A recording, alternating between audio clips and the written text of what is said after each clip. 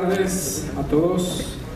Maestra Adela Piña, presidenta de la Comisión de Educación de la Cámara de Diputados, compañero profesor Juan Pablo Sánchez, secretario de la Comisión de Educación, compañeros trabajadores de la educación, compañeros dirigentes sindicales, al pueblo de México, a la niñez mexicana, a la juventud.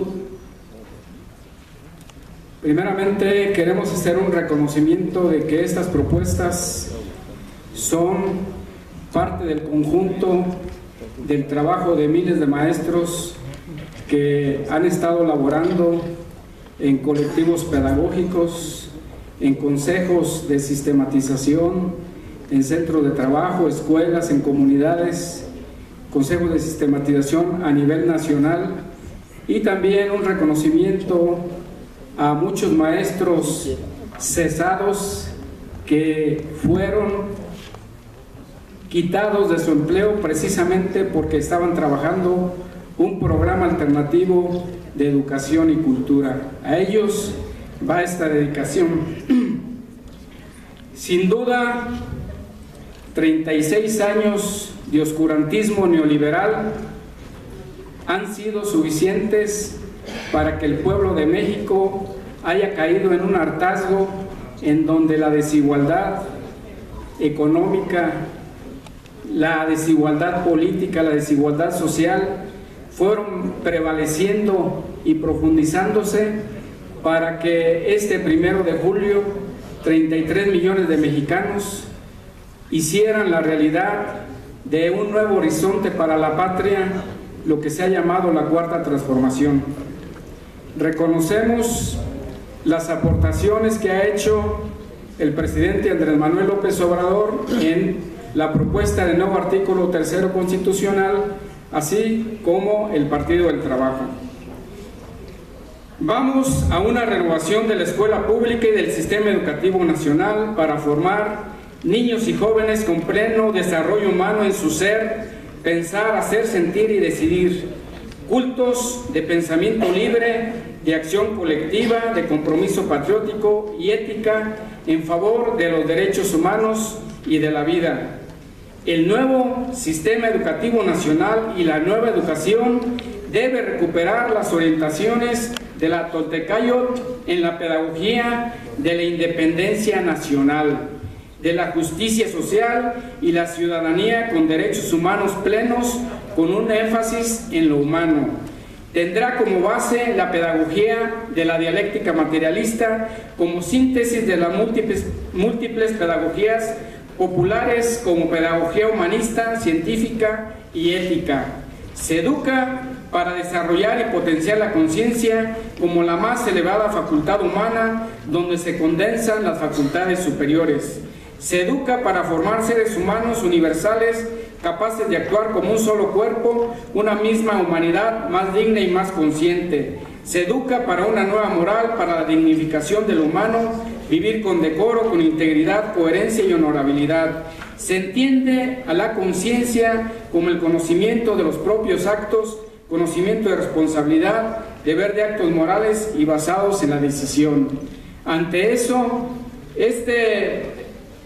nuestros maestros del Congreso Nacional de Bases, del Movimiento del Magisterio Democrático Nacional, del Comité Ejecutivo Nacional Democrático del CENTE, hacemos la siguiente propuesta.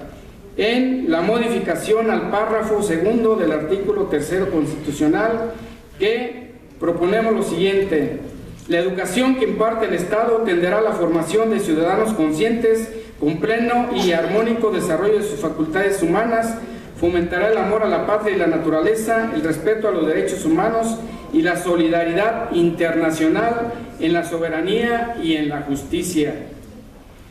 La reforma neoliberal, la reforma educativa, nosotros afirmamos que fue profundamente pedagógica, laboral, normativa y jurídica, pues facilitó el desarme cultural de nuestros pueblos, usó la evaluación como un artificio para justificar el despido masivo de maestros, imponer un régimen de excepción laboral y establecer un sistema de contratos eventuales y tercerizados. Si la educación es integral, humanista, científica y formativa, la evaluación de esta ha de ser también procesual, continua, contextual y formativa a todos los componentes del sistema educativo nacional y en función de un modelo social y de un proyecto de nación. El sistema educativo nacional tiene componentes a los que también tiene que atenderse y los que se deben también revisar el estado que guardan. Los maestros no son el único factor del proceso educativo, ni su nivel y desarrollo depende exclusivamente de estos. La existencia del servicio profesional docente cambia el carácter de la relación jurídica de los trabajadores. De ser una relación laboral, se reduce a una relación de carácter administrativo, simulando relaciones de trabajo y negando jurídicamente derechos adquiridos de los profesores, con lo que se deja a los maestros en estado de indefensión, sin plena seguridad jurídica y en estado de excepción no declarado. Al garantizar derechos laborales de los trabajadores de la educación, se está garantizando también el derecho a la educación, a la continuidad y al desarrollo pedagógico, condición necesaria para el renacer de nuestra mexicanidad. Necesario mencionar el carácter especial administrativo del artículo 3 constitucional que regula la relación entre los trabajadores de la educación y el patrón Estado, debiendo esta regirse por legislación estrictamente laboral a fin de devolver la esencia educativa al referido mandato constitucional. Ante eso, proponemos la modificación a la fracción 3 del artículo 3 constitucional, que en su primera parte dice: para dar pleno cumplimiento a lo dispuesto en el segundo párrafo de la fracción segunda, el Ejecutivo Federal determinará los planes y programas de estudio de la educación. Incluimos la inicial, preescolar, primaria, secundaria y normal para toda la República. Para tales efectos, el Ejecutivo Federal considerará la opinión de los gobiernos de las entidades federativas, así como de los diversos sectores sociales involucrados en educación, los maestros y los padres de familia en los términos que la ley señale. Y también proponemos que se derogue la segunda parte de la fracción del artículo 3 constitucional. Los trabajadores de la educación en México tendrán plenamente garantizados sus derechos laborales adquiridos con fundamento en el artículo 123 constitucional, apartado B. Al desaparecer esta fracción y en consecuencia la ley del servicio profesional docente y la ley del INE, los trabajadores de la educación recuperan sus derechos laborales colectivos e individuales. Laboralmente estarán protegidos sus derechos y establecidos sus obligaciones en el artículo 123 constitucional, apartado B, y como ley reglamentaria en la ley de los trabajadores al servicio del Estado, debiéndose expedir un reglamento actualizado de las condiciones generales de trabajo de los trabajadores de la Secretaría de Educación Pública.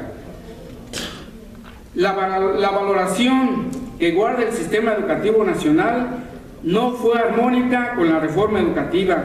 El sistema de evaluaciones no debe enfocarse en el maestro, porque es una forma estática y muy limitada de revisión del estado que guarda el sistema educativo nacional, sino en un análisis dinámico de todos sus componentes, como el acto de reconocer socialmente los avances en los distintos niveles del pensar, en los grados de interpretación y comprensión del funcionamiento de los múltiples fenómenos, de sus causas, de sus procesos y sus efectos. Debe articular el diseño del funcionamiento de los múltiples fenómenos y también el diseño completo del modelo social, educativo, pedagógico y didáctico, las planeaciones comunitarias de perfiles humanos y pedagógicos, el área administrativa, el rubro presupuestal, el contexto escolar y comunitario y los contenidos plasmados en el desarrollo curricular. Para que la educación sea la fuerza motora del desarrollo, se debe articular el sistema educativo nacional con el nuevo proyecto de nación, ligando sus elementos sustantivos como la soberanía, la autonomía, la independencia y desarrollo económico, político, territorial, cultural, científica y tecnológica. La vida escolar deberá entonces construir un tratamiento pedagógico de acuerdo a las dimensiones correspondientes a la acción y horizonte que buscamos como país.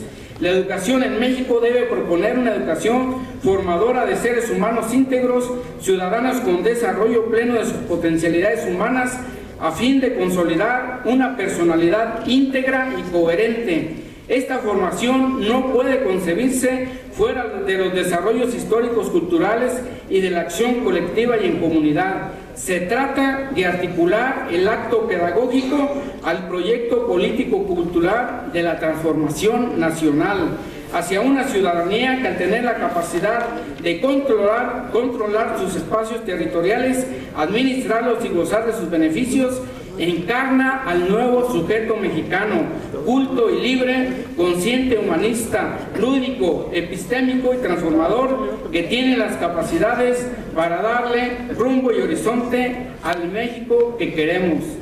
Muchas gracias y queremos darle nuestro programa alternativo de educación y cultura aquí a nuestros compañeros diputados de la Comisión de Educación en la edición 2019. Duro y por la transformación de la patria. Gracias, profesor Antonio Castro.